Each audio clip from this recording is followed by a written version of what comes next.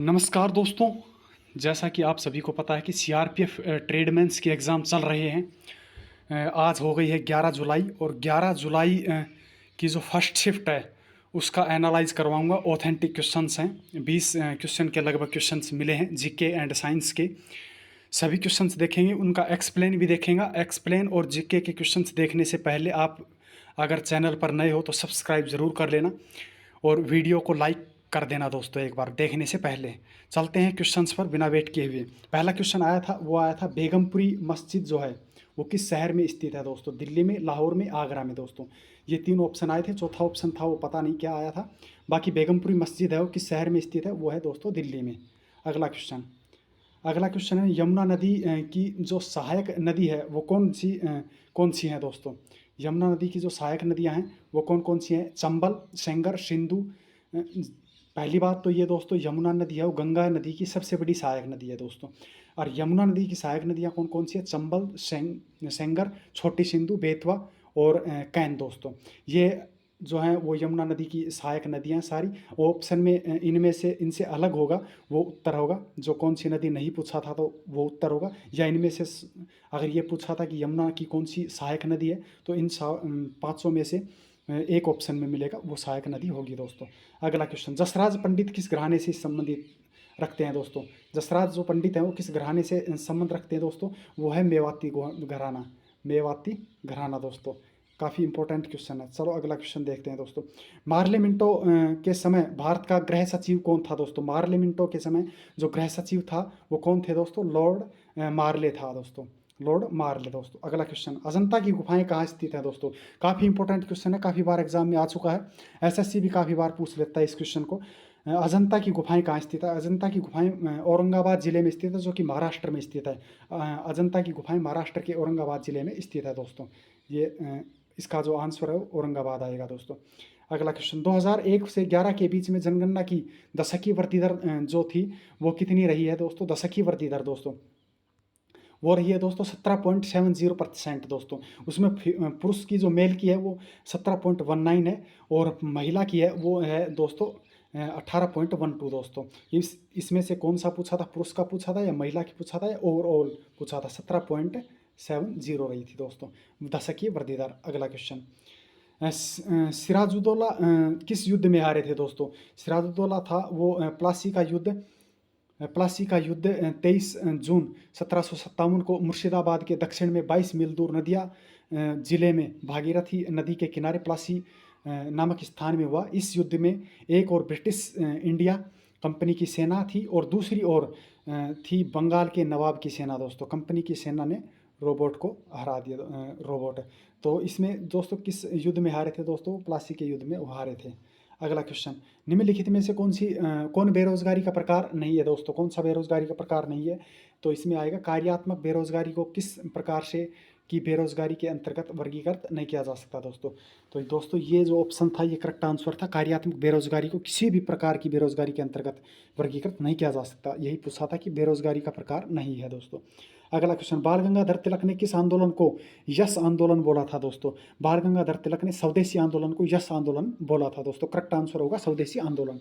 अगला क्वेश्चन, सांची का स्तूप दोस्तों क्वेश्चन ये था कि चंद्रगुप्त मौर्य के समय जो कौन सा था वो नहीं था दोस्तों। तो इसमें एक ऑप्शन 4 ऑप्शन थे, उसमें से 3 थे वो करेक्ट आंसर थे और बाकी नहीं था वो सांची का स्तूप था। ये था अशोक के काल में दोस्तों। अशोक ने पहला स्तूप बनवाया था जो कि यहाँ कई स्तंभ बनवाए थे, प्रसिद्ध अशोक स्तंभों में के मुकुट जिनमें 4 शीर्षक थे दोस्तों। तो यह जो बनवाया था वो सांची का स्तूप था, वो अशोक ने बनवाया था। प्रथम नाटक अकादमी के अध्यक्ष थे वो कौन थे दोस्तों? संगीत नाटक अकादमी के प्रथम अध्यक्ष थे वो डॉक्टर पीवी राजमन्नार हैं दोस्तों। प्रथम नाटक अकादमी के अध्यक्ष तो कौन थे? पीवी राजमन्नार हैं। जो बहुत विषय के जानकार हों उसे क्या कहते हैं दोस्तों? ये हिंदी का क्वेश्चन था, एक वाक्यांश के लिए एक प्रयोग। जो बहुत विषय के जानकार हों उसे क्या कहते हैं? क्या कहते हैं? जिसे शास्त्रों को अच्छी तरह से ज्ञान हो उसे तो कहते हैं शास्त्रज्ञ। और जो बहुत से विषयों की जानकारी रखता है उसे कहते हैं बहुज्ञ दोस्तों। बहुज्ञ। अनुच्छेद 32 है वो किससे संबंधित है? अनुच्छेद से संबंधित काफ़ी क्वेश्चन पूछे जा रहे हैं। अब पूछा है अनुच्छेद 32 पहले पूछा था अनुच्छेद 17, 14 भी पूछा गया था, 19 भी पूछा गया था, 24 ए भी पूछा गया था। काफ़ी क्वेश्चन पूछे जा रहे हैं। अनुच्छेद एक बार दोबारा से दोहरा लें। भारतीय संविधान का अनुच्छेद 32 है, वो व्यक्तियों को न्याय मांगने के लिए सर्वोच्च न्यायालय में जाने का अधिकार देता है दोस्तों।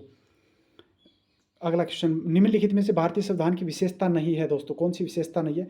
एकात्मक की ओर झुकाव के साथ संघीय व्यवस्था, संसदीय सर्वोच्चता और शक्ति का कठोर पृथक्करण, एकीकृत एवं स्वतंत्रता न्यायपालिका और सार्वभौम वयस्क मताधिकार। तो दोस्तों इनमें से है संसदीय सर्वोच्चता और शक्ति का कठोर पृथक्करण है, बी ऑप्शन है वो करेक्ट आंसर होगा। भारतीय संविधान की विशेषता नहीं है दोस्तों। अगला क्वेश्चन, नीलकंठ में कौन सा समास है? नीला है कंठ जिसका दोस्तों बहुब्रीहि समास होगा इसमें। समास से भी काफ़ी क्वेश्चन पूछे जा रहे हैं, द्वंद्व समास से भी काफ़ी क्वेश्चन पूछे जा रहे हैं। तालाब का पर्यायवाची पूछा था दोस्तों, जलाशय, सरोवर, सर, पुष्कर, पोखरा, जलवान, सरसी और ताल, ये आएंगे इसके तालाब के पर्यायवाची। इनमें से कौन सा नहीं था वो ऑप्शन में आएगा। मनोरथ का संधि विच्छेद कौन सा है दोस्तों? मनः प्लस रथ दोस्तों, विसर्ग संधि मनोरथ होगा, मनः प्लस रथ। यीशु का पर्यायवाची पूछा था, यीशु का पर्यायवाची ईसा, यीशु ईसामसी है और मसीहा होगा दोस्तों। ये ऑप्शन में ये इनमें से कौन सा था? ऑप्शन में उत्तर आ जाएगा ये यीशु, ईसा और ईसा मसीह और मसीहा दोस्तों, ये इस यीशु के पर्यायवाची होंगे दोस्तों। सबसे प्राचीन पत्थरों में से निर्मित क्या है दोस्तों? सबसे प्राचीन पत्थरों से निर्मित क्या है दोस्तों?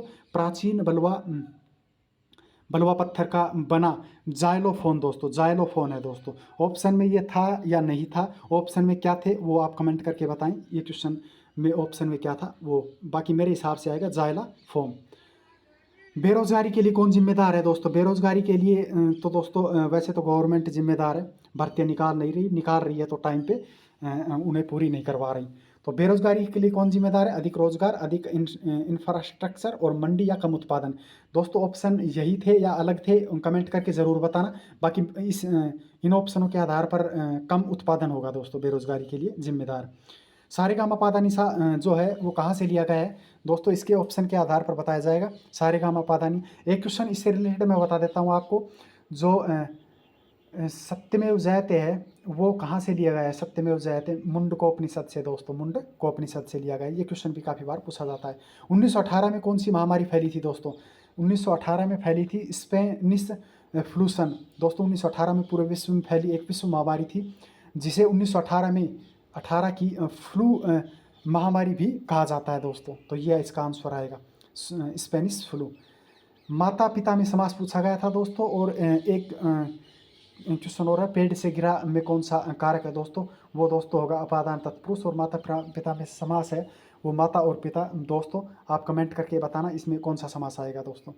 अगला क्वेश्चन, दही को जमाने के लिए किसका उपयोग किया जाता है? दही को जमाने के लिए लैक्टो का किण्वन लैक्टिक अम्ल बनाता है, जो दूध प्रोटीन से प्रतिक्रिया कर इसे दही में बदल देता है। साथ ही इसकी खास बनावट और विशेष खट्टा स्वाद भी प्रदान करता है। तो लैक्टोज जो शर्करा है वो लैक्टो का किण्वन लैक्टिक अम्ल दोस्तों, वो दही को जमाने में मदद करता है, उपयोग किया जाता है दोस्तों। ये थे 11 जुलाई के रियल ऑथेंटिक क्वेश्चन सारे। 11 जुलाई फर्स्ट शिफ्ट के सभी क्वेश्चंस तो मेरे को जो मिले और जो बच्चों ने कमेंट किए वो क्वेश्चंस मैं बता चुका हूँ। और एक और बात बता दूं आप लोगों को कि वीडियो अगर अच्छा लगा हो तो लाइक ज़रूर कर देना दोस्तों। चैनल पर नए हो तो सभी शिफ्टों का एनालाइज देखने के लिए चैनल को सब्सक्राइब ज़रूर कर लेना दोस्तों। वीडियो को लाइक कर देना। जय हिंद, जय भारत। मिलते हैं अगली शिफ्ट 11 जुलाई की सेकंड शिफ्ट के साथ।